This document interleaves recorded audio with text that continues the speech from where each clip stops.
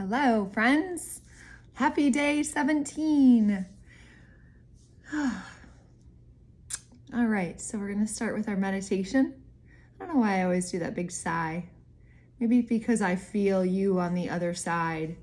Whenever you're listening to this, whether it be in the morning or later in the day, or maybe you're catching up on a weekend or something. But today our meditation is called Acknowledge Your Fears.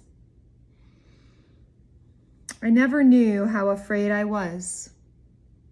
Maybe I was even too afraid to look at my fears. People speak of facing fear, of not being afraid of fear, and of working through fear. But how do we do that? Try this technique that was recommended. Take out a sheet of paper and a pencil. And yes, this is part of your journaling today. And write down everything that you fear. Take as much time as you need. Let it roll out. And don't be afraid of what you see or what you write. Some of your fears may be of the unknown. Write as much as you can about those too.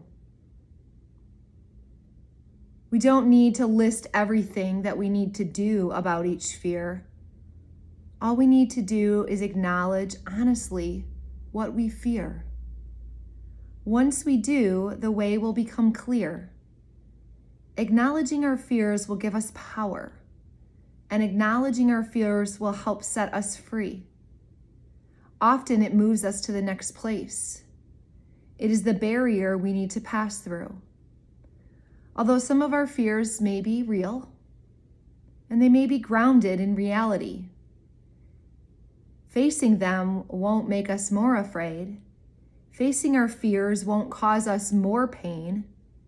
Facing fear will bring us power and peace. The truth isn't the enemy. Fear of the truth is the enemy. Be gentle with yourself and let yourself have your fears and let yourself face them. Having the wisdom to face the truth will bring us closer to peace. And if you don't want to take out a sheet of paper, just think about what some of your fears are and acknowledge them. I think there's power to writing them out because sometimes we can look at them and realize very quickly that it maybe sounds crazy or something that wouldn't happen, but it just gives us time to be able to look at it, maybe without any judgment and just acknowledgement that, you know what, it's okay that I'm afraid of this next step or this next move.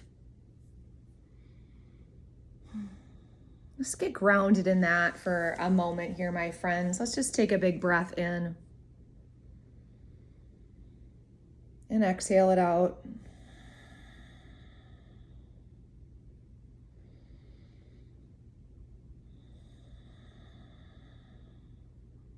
One more.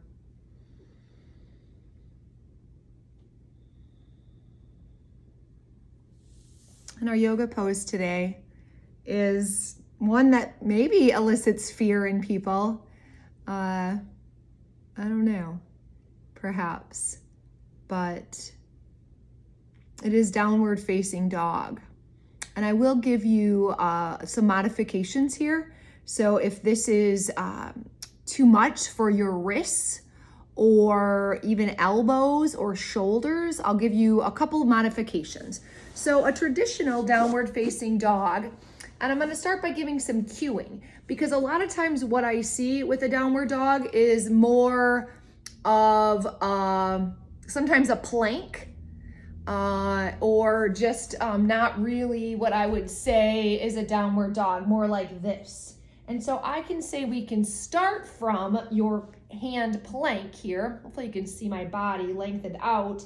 And then we can push back. And so the insides of our arms are right alongside the ears. My heels are pushing towards the floor. and I got a little bend in my knee, but my feet are not flat on the floor. That kind of pulls my calves a little bit. So a little slight bend in the knee, more or less. You could also take this down to the forearms. Butt is still high, knees bent. And if that doesn't work for you, what I suggest you grab is a chair. Yes, a chair.